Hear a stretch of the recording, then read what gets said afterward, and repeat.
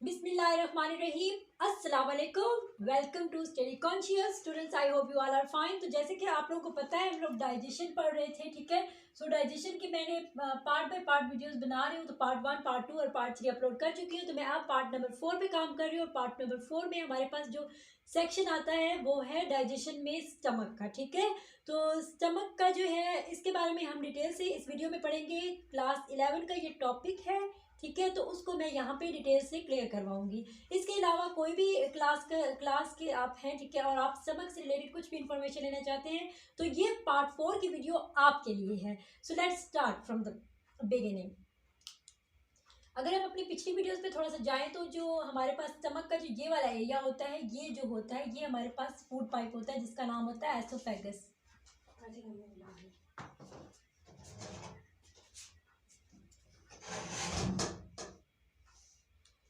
तो उसके बाद जो बाकी जो है ये जो होता है ये वाला एरिया, ये हमारे पास स्टमक होता है, ठीक है। तो स्टमक के बारे में मैं ये आपको कह सकती हूँ, आप एक एरो डाल के लिख सकते हैं कि स्टमक क्या होता है। Stomach is a bag like structure. तो ये एक बैग की तरह स्ट्रक्चर होता है इसका, ठीक है, ये आप लिख सकते हैं।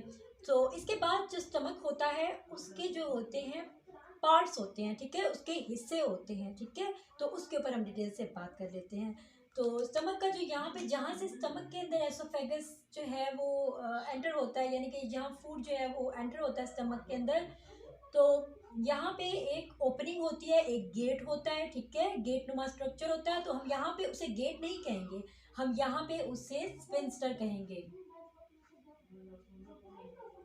और यहाँ पे भी जो स्टमक का एंड है जहाँ से फूड जो है वो जहाँ से एक्सक्रीट आउट होता है, आगे इंटेस्टाइन में जाता है। जैसे कि आपको पता है ये इंटेस्टाइन है।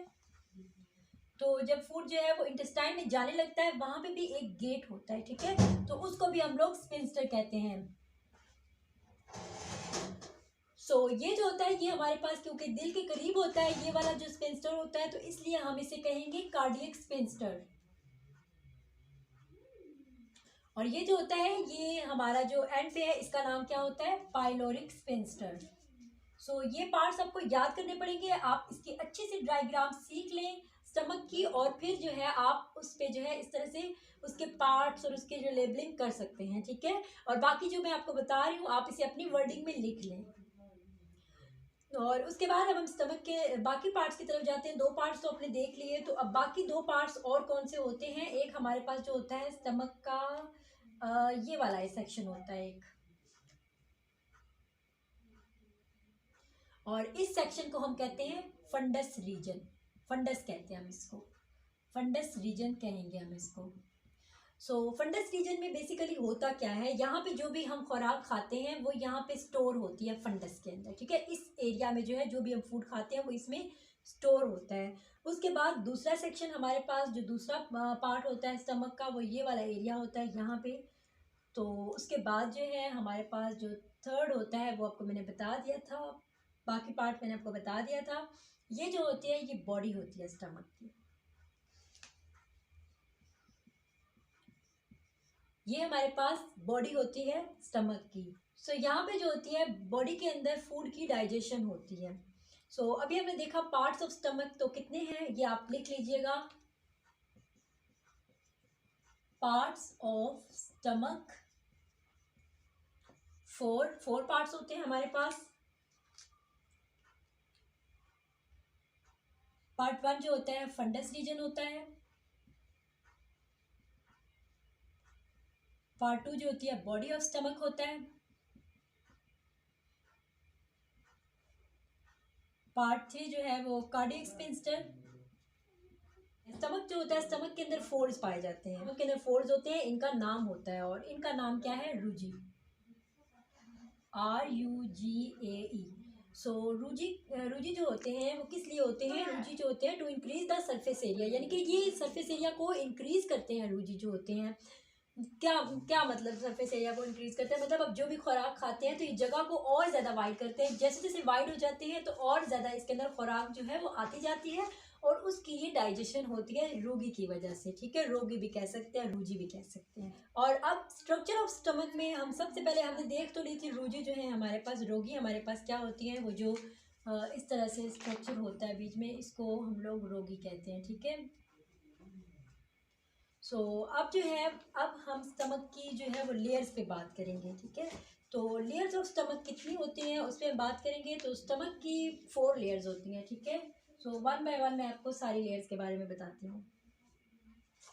सबसे अंदर वाली लेयर जो होती है उसका एक नाम होता है। तो सबसे अंदर वाली लेयर, इसको मैं थोड़ा डार्क करती हूँ ताकि आपको पता चल जाए कि सबसे अंदर वाली लेयर है। तो स्टमक की जो सबसे अंदर वाली लेयर है इसका नाम होता है म्यूकोसा। और फिर स्टमक के बाहर एक लेयर और होती है।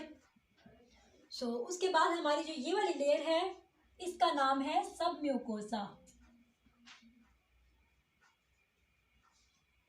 सब म्यूकोसा के बाद जो है हमारे पास एक और लेयर आती है। वो लेयर जो होती है वो थिन लेयर नहीं होती, वो मसल्स की बनी हुई लेयर होती है, काफ़ी थिक होती है, ठीक है। वो काफ़ी थिक लेयर होती है because it's made up of muscles. और ये जो होती है, ये जो मसल्स की लेयर होती है, ये कॉन्ट्रैक्शन में सपोर्ट करती है। जब भी हमारे स्टमक ने वर्कआउट करना होता है तो उसमें जो ये वाली लेयर है मस्कुलर लेयर, ये उसमें अहम किरदार अदा करती है। Muscular layer. और मस्कुलर लेयर के बाद स्टमक की एक और बहुत ही बाहर जो है वो थिन लेयर होती है, बहुत ही पतली सी लेयर होती है स्टमक के बाहर, ठीक है। बहुत ही पतली सी फाइन सी लेयर होती है, इसको हम लोग कहते हैं सिरोसा। और यहाँ पे जो म्यूकोसा होती है, जो सबसे पहली लेयर है, ये तो बहुत ही मेन रोल प्ले करती है हमारे स्टमक के अंदर। सबसे ज़्यादा इम्पॉर्टेंट लेयर जो होती है वो म्यूकोसा होती है। इसके बहुत सारे फंक्शन होते हैं हमारे स्टमक में। क्यों? क्योंकि ये जो है बिल्कुल स्टमक के साथ, जो स्टमक के अंदर जो भी फंक्शंस हो रहे होते हैं उसमें ये इसका रोल होता है। और जो सिरोसा होती है वो बहुत बाहर लेयर होती है, इतनी लेयर बाहर होती है, समझ लें जैसे कि आपके जो एब्डोमिनल कैविटी होती है उसे टच कर रही होती है, बहुत पतली सी लेयर होती है। अब जो ये जो लेयर है ये मस्कुलर लेयर है, ठीक है, स्टमक की। तो मस्कुलर लेयर जो है इसके भी मजीद पार्ट्स हैं, उसके ऊपर मैं आपको बता देती हूँ कि मस्कुलर लेयर जो है वो मजीद कितने पार्ट्स में डिवाइड होती है।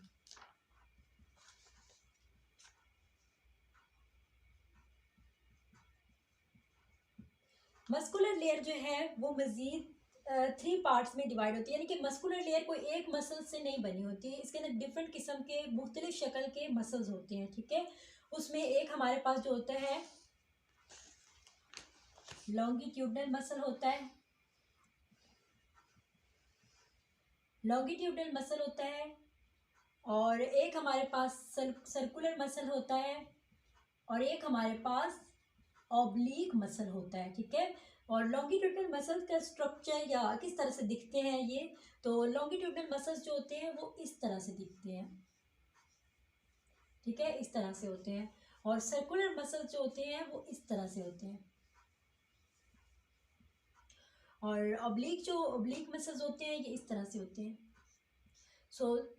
अब अगर हम स्टमक को अंदर से बाहर की तरफ देखें, अंदर से बाहर की तरफ देखें, तो सबसे पहले कौन से हमारे पास होंगे? सबसे पहले हमारे पास कौन से मस्कुलर लेयर पाए जाएंगे? तो सबसे पहले हमारे पास ऑब्लिक पाए जाते हैं, ठीक है।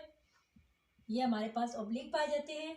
और ऑब्लिक के बाद जो है हमारे पास इधर से हम बाहर की तरफ जा रहे हैं, ठीक है। इन लेयर इसकी बात करें मस्कुलर लेयर की, इधर से हम बाहर की तरफ जा रहे हैं। तो सबसे पहली लेयर जो है वो ऑब्लिक होती है, दूसरी हमारे पास सर्कुलर होती है, और तीसरी जो है एंड पे सबसे लॉन्गिट्यूडनल होती है। आई होप स्टूडेंट्स आपको स्ट्रक्चर ऑफ स्टमक में जो लेयर है स्टमक की वो समझ आ गई होंगी। अब मैं वन बाय वन लेयर के बारे में आपको उसके फंक्शंस बता देती हूँ या उस लेयर की खसूसियात बता देती हूँ। जैसे कि सबसे पहले मैंने आपको बताया था म्यूकोसा लेयर। म्यूकोसा लेयर जो कि बिल्कुल स्टमक के अंदर वाले एरिया में यहाँ पे पाई जाती है। तो यहाँ पे इस लेयर के अंदर ब्लड वेसल्स होती हैं और नर्व्स होती हैं, ठीक है। नर्व्स वो होती है जो हमारे ब्रेन से स्टार्ट होती हैं, हमारी पूरी बॉडी के अंदर वो होती हैं। और नर्व्स जो होती हैं बेसिकली होती ही ब्रेन के अंदर हैं। तो वो जो है इस लेयर में पाई जाती हैं, उनका कनेक्शन इसके साथ होता है स्टमक के साथ। उसके बाद जो है हमारे पास इसके अंदर ब्लड वेसल्स भी पाई जाती हैं, ठीक है। और जो सब म्यूकोसा होता है इस लेयर की अगर बात की जाए तो इसका कोई स्पेशल फंक्शन नहीं होता है, ये जस्ट आप लेयर कंसिडर कर सकते हैं। और मस्कुलर लेयर के बारे में मैंने आपको बता दिया। मस्कुलर लेयर यानी कि ये जो है कॉन्ट्रैक्शन और रिलैक्सेशन का काम करते हैं हमारे स्टमक के लिए। ये इनवॉलेंट्री होती है, ये हमारे इख्तियार में नहीं होती, खुद ब खुद ही ये काम कर रही होती है, ठीक है। ये मस्कुलर लेयर जो होती है। और इसके बाद जो है, अब मैं आपको बता दूं, इसके जो हमारे पास म्यूकोसा होता है, इसके बारे में एक और बात बताना भूल गई, इसके अंदर ग्लैंड्स भी बहुत सारे पाए जाते हैं, ठीक है। और ग्लैंड्स क्या काम करते हैं, जो ग्लैंड्स होते हैं बहुत सारे गैस्ट्रिक जूसेस होते हैं स्टमक के अंदर, वो प्रोड्यूस करते हैं। और सब म्यूकोसा लेयर सिंपल लेयर है, और मस्कुलर लेयर के बारे में मैं आपको मजीद बता चुकी हूँ। सेरोसा लेयर सबसे ज्यादा थिन लेयर है स्टमक की, सबसे ज्यादा आउटर मोस्ट लेयर है स्टमक की, जो कि कनेक्ट करती है एब्डोमिनल कैविटी के साथ। सो स्टूडेंट्स, आई होप ये आपको लेयर्स ऑफ स्टमक जो है वो समझ आ चुकी होगी। तो अब हम जो है इस पूरे स्टमक में से एक टुकड़ा लेके मैं आपको डिटेल से बताऊंगी कि स्टमक के अंदर वो चीज़ें क्या होती हैं, उनकी हम डेप्थ में जाएंगे, गहराई में जाएंगे, ठीक है। क्योंकि जब आपके पास ये टॉपिक आ जाएगा डाइजेशन का, तो आपको इससे रिलेटेड सब कुछ पता होना चाहिए।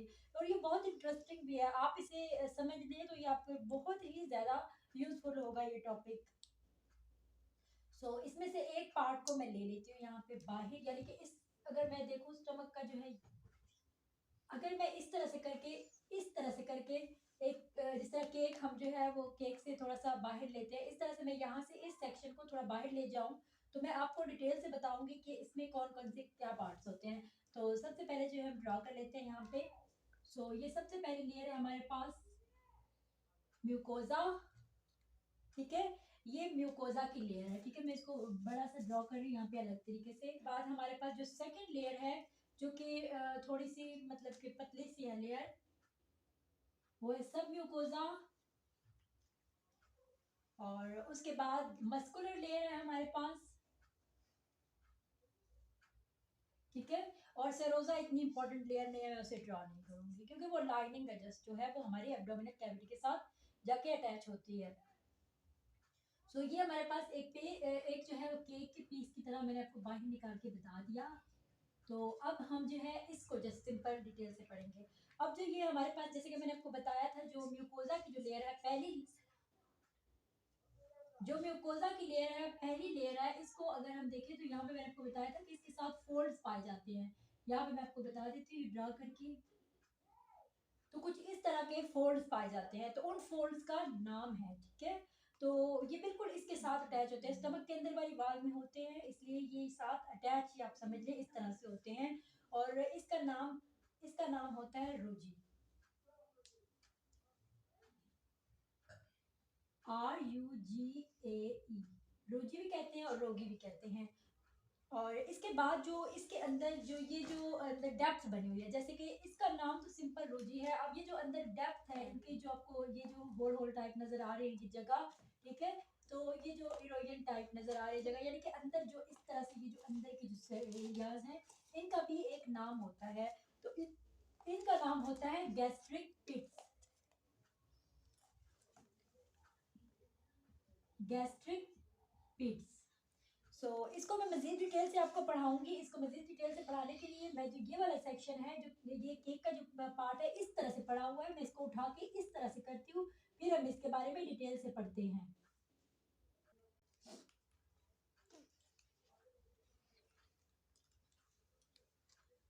यहाँ पे सबसे पहले जो हमारे पास जो लेयर है, उससे हम स्टार्ट करेंगे। सबसे पहले जो हमारे पास लेयर है म्यूकोजा, म्यूकोजा से स्टार्ट करेंगे। म्यूकोजा के बाद हमारे पास जो लेयर है सब म्यूकोजा। उसके बाद हमारे पास जो लेयर है मस्कुलर लेयर, ठीक है। तो ये अब मैंने इस तरह करके ड्रा कर दिया। अब मैं इसको आपको डेप्थ से पढ़ाती हूँ, ठीक है। इसके बाद हमने देखा था कि ये जो हमारे पास म्यूकोजा है, म्यूकोजा के अंदर इस तरह से करके डेप्थ बनी हुई है, इस तरह से, जिस तरह खड्डे टाइप की चीज़ होती है इस तरह से बने हुए हैं। तो इनके भी नाम होते हैं, जैसे कि मैंने आपको बताया था कि इनके नाम होते हैं गैस्ट्रिक पिट्स।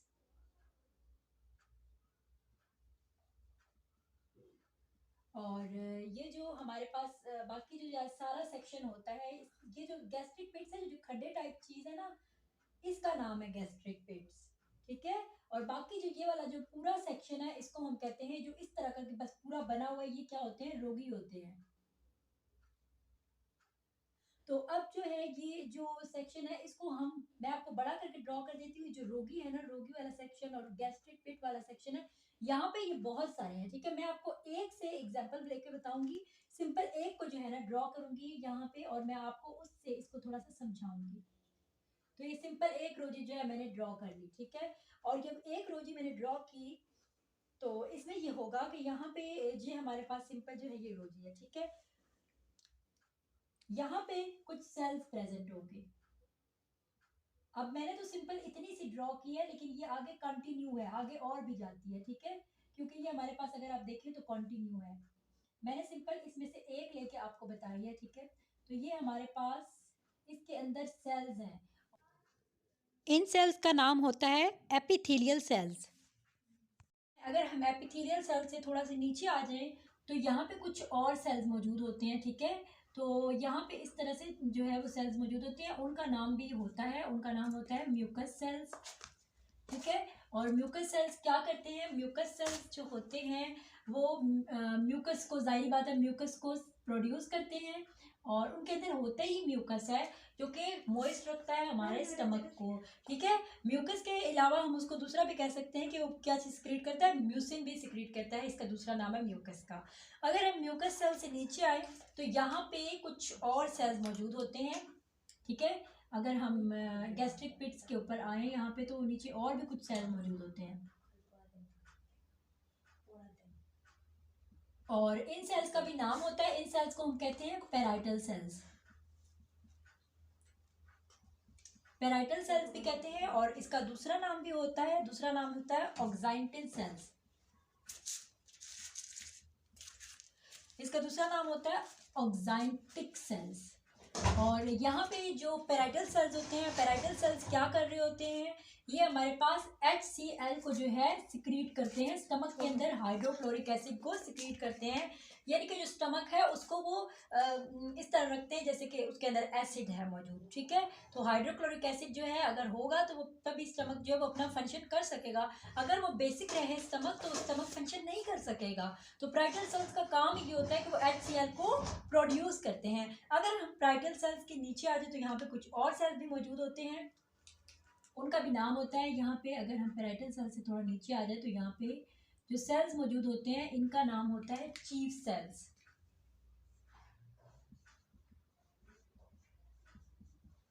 चीफ सेल्स का नाम होता है। और अगर हम दूसरा नाम इनका देखें तो वो होगा जाइमोजिन सेल्स, जाइमोजिन सेल्स। और जाइमोजिन सेल्स क्या करते हैं, जाइमोजिन सेल भी किसी चीज को सिक्रीट करते हैं स्टमक के अंदर, और वो होती है पेप्सिनोजन। तो वो चीज होती है पेप्सिनोजन। और यहाँ पे जो बिल्कुल ये वाली जगह होती है यहाँ पे भी कुछ सेल्स मौजूद होते हैं, और उन सेल्स का भी नाम होता है। यहाँ पे जो सेल्स मौजूद होते हैं इनका नाम होता है जी सेल्स, ठीक है। बहुत सिंपल इसका नाम है, सबसे ज्यादा इजी मुझे यही लगा। जी सेल्स इनका नाम होता है, और ये क्या करते हैं, गैस्ट्रिन हॉर्मोन्स को रिलीज करते हैं, स्टमक के अंदर गैस्ट्रिन हॉर्मोन्स को रिलीज करते हैं।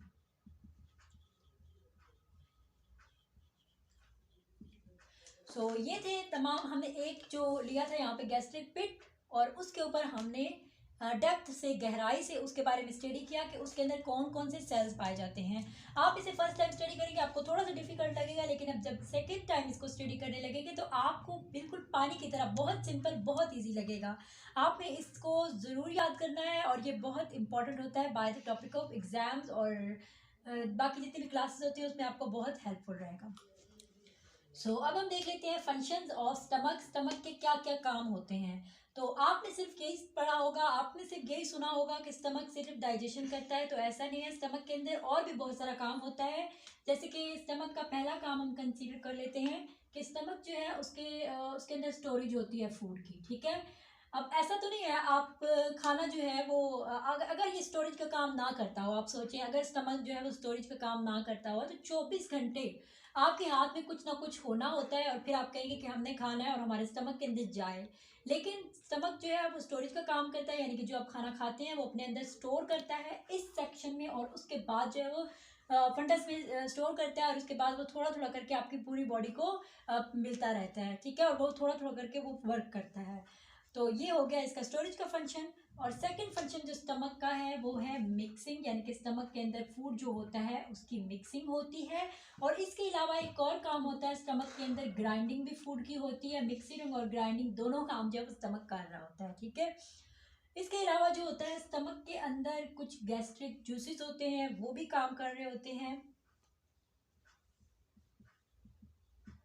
अब गैस्ट्रिक जूसेस से सवाल आता है कि गैस्ट्रिक जूसेस क्या होते हैं। तो गैस्ट्रिक जूसेस जो होते हैं कि लिक्विड मिक्सचर होता है जो कि स्टमक के अंदर पैदा होता है गैस्ट्रिक ग्लैंड्स की वजह से। तो स्टमक की वॉल होती है, वहाँ पे कुछ गैस्ट्रिक ग्लैंड्स मौजूद होते हैं जो कि एक लिक्विड के अंदर मिक्स होते हैं, और मिक्स होने के बाद वो एक गैस्ट्रिक जूस बनाते हैं जिससे आपका जो भी फूड होता है वो डाइजेस्ट हो जाता है। Now we see composition of gastric juice के गैस्ट्रिक जूस किन किन चीज़ों से मिलकर बना हुआ है, कौन कौन सी ऐसी चीज़ें हैं, कंपोनेंट्स हैं जिनसे मिलकर गैस्ट्रिक जूस बनता है। अगर हम लोग गैस्ट्रिक पिट्स में देखें तो कौन कौन सी चीज़ें हैं जो गैस्ट्रिक जूस की कंपोजिशन करती हैं, उसमें हमारे पास म्यूकस होता है, HCl होता है, पेप्सिनोजन होता है, और भी बहुत सारे जो सेल्स होते हैं वो जो सिक्रीट करते हैं वो हमारे पास गैस्ट्रिक जूस की कंपोजिशन होती है। तो अब हम इनको डिटेल से पढ़ लेते हैं। अब हम डिटेल से डिस्कस कर लेते हैं यहाँ पे कि म्यूकस जो है वो क्या होता है। म्यूकस जो होता है बेसिकली वो जो हमारे पास जो स्टमक होता है उसकी वॉल को जो वॉल्स की हिफाजत कर रहा होता है, ठीक है। जो स्टमक के अंदर जो दीवारें होती हैं उसकी हिफाजत करता है। वो म्यूकस जो होता है वो बुफर की तरह वर्क करता है। वो कैसे, अगर बुफर जो है वो हमारे जो स्टमक होता है उसका जो पीएच होता है उसको न्यूट्रलाइज रखता है, यानी कि हमारे स्टमक के अंदर एसिड जो है वो सिक्रीट होता है। अगर हमारे स्टमक का माहौल एसिडिक से अल्कालाइन हो जाए तो वो स्टमक जो है वो बेसिक या अल्कालाइन कोई और हो जाए तो वो स्टमक वर्क नहीं करता। तब हम जो है वो कह सकते हैं कि mucus works as a buffer, जो कि न्यूट्रलाइज रखता है। अगर ये न्यूट्रलाइज ना हो स्टमक के अंदर जो म्यूकस होता है तो फिर क्या होगा, हमें एक बीमारी होने का खतरा होता है जिसका नाम होता है अल्सर। अल्सर का मतलब होता है कोई जख्म जो आपके स्टमक के अंदर हो जाता है उसको हम अल्सर कहते हैं। उसके बाद सेकंड चीज़ हमारे पास होती है HCl, hydrochloric acid. Hydrochloric acid जो होता है इसका तकरीबन जो दौरानिया होता है 2.0 तक ही होता है, यानी कि इतनी इसकी कंपोजिशन होनी चाहिए, इससे ज़्यादा नहीं होती, वो होती भी नहीं है बेसिकली। इतनी ज़्यादा कंपोजिशन इसके अंदर होती है 1.5 तक होती है, कुछ जगहों पे कुछ जगहों पे 1.5 तक है, कुछ जगहों पे 2 है और कुछ जगहों पे 2.5 है, ठीक है। और हाइड्रोक्लोरिक एसिड स्टमक में क्या करता है, जो भी बैक्टीरिया होता है उसे मार देता है। इसके अलावा और भी इसके बहुत सारे काम होते हैं, जैसे कि ये इनएक्टिव एंजाइम है उसको एक्टिव कर देता है स्टमक। जैसे कि पेप्सिनोजन, आपको पता है पेप्सिनो, एक तो हाइड्रोक्लोरिक एसिड का एक काम जो होता है मैं लिख देती हूँ यहाँ पे, एक काम होता है कि बैक्टीरिया को किल करता है, और दूसरा काम मैंने आपको बता दिया कि इनएक्टिव एंजाइम को ये एक्टिव कर देता है। जैसे कि पेप्सिनोजन जो है ये हमारे पास इनएक्टिव है, ठीक है। तो जब HCl है, जो HCl उसके अंदर मिलता है पेप्सिनोजन के अंदर, तो वो क्या बना देता है, पेप्सिनोजन को पेप्सिन बना देता है। अब जब पेप्सिनोजन है तो वो इनएक्टिव है और पेप्सिन जो है वो एक्टिव है उसकी फॉर्म। उसके बाद है गैस्ट्रिन। अब गैस्ट्रिन क्या होता है, गैस्ट्रिन एक हार्मोन होता है। गैस्ट्रिन क्या होता है, एक हार्मोन होता है। तो ये हमारे पास एंजाइम नहीं होता, ये हार्मोन होता है। और हार्मोन ये इस तरह नहीं होता कि हमारे स्टमक के अंदर डायरेक्ट जाके हमारे फूड पे अटैक करता है और हमारा फूड जो है वो डाइजेस्ट हो जाता है। जो गैस्ट्रिन है हार्मोन, ये सबसे पहले हमारे ब्लड में जाता है, और ब्लड में जाने के बाद ये हमारे स्टमक में वापस आता है और फिर ये वर्कआउट करता है स्टमक के अंदर जो फूड होता है। और उसके बाद हमारे पास एक और होती है चीज़ जो स्टमक के अंदर, वो होती है प्रोरीन होती है हमारे हैं। अब स्टमक जो है अब स्टमक के अंदर आपको पता, आपने सोचा होगा कि स्टमक के अंदर जो है वो डाइजेशन होती है प्रोटीन्स की, लिपिड्स की, कार्बोहाइड्रेट्स की। So you are wrong. Stomach के अंदर सिर्फ और सिर्फ प्रोटीन्स की ही डाइजेशन होती है। कार्बोहाइड्रेट्स की डाइजेशन हमारे माउथ में होती है और लिपिड्स की डाइजेशन यहाँ पे नहीं होती। स्टमक में सिर्फ और सिर्फ प्रोटीन्स की डाइजेशन होती है। तो कंपोजिशन ऑफ गैस्ट्रिक जूस में एक चीज़ जो थी उसको मुझे डिटेल से बताना था, जो है प्रोरेनिन। तो इसको मैं आपको डिटेल से बताऊंगी कि प्रोरेनिन क्या होती है। प्रोरेनिन जो होती है ये बड़े लोगों में नहीं होती, ये सिर्फ और सिर्फ बच्चों के अंदर होती है। प्रोरेनिन एंजाइम जो होता है ये बच्चों के अंदर होता है। इसका क्या काम होता है, इसको मैं थोड़ा सा आपको डिटेल से बताने के लिए मैंने इसको अलग तरीके से यहाँ पे लिखा है ताकि मैं आपको डिटेल से बता सकूं। कैसिनोजन जो होता है ये हमारे पास सोलूबल होता है, ठीक है, इसे हम इजीली जो है वो सोलूबल कर सकते हैं। कैसिनोजन जो है वो बन जाता है कैजीन में, ठीक है, और कैजीन जो होती है वो इनसोलूबल होती है। अब ये इनसोलूबल होती है तो इस प्रोसेस को आपने पढ़ा होगा, इस प्रोसेस को हम लोग कहते हैं कर्डलिंग या कोगुलेशन कहते हैं, ठीक है, यानी कि इस जो कन्वर्जन होती है इनएक्टिव फॉर्म में किसी भी चीज़ की, तो वो एक्टिव फॉर्म में जब होती है तो उसको हम लोग कर्डलिंग कहते हैं या फिर कोगुलेशन कहते हैं। मैं यहाँ पे लिख लेती हूँ,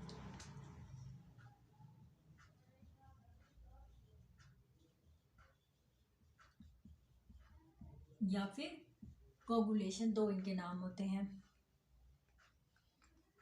जो प्रोरेनिन होता है वो प्रोरेनिन होता है, जब कन्वर्ट होता है वो इनसोल्युबल फॉर्म में जब आता है तो वो हमारे पास सिंपल रेनिन बन जाता है,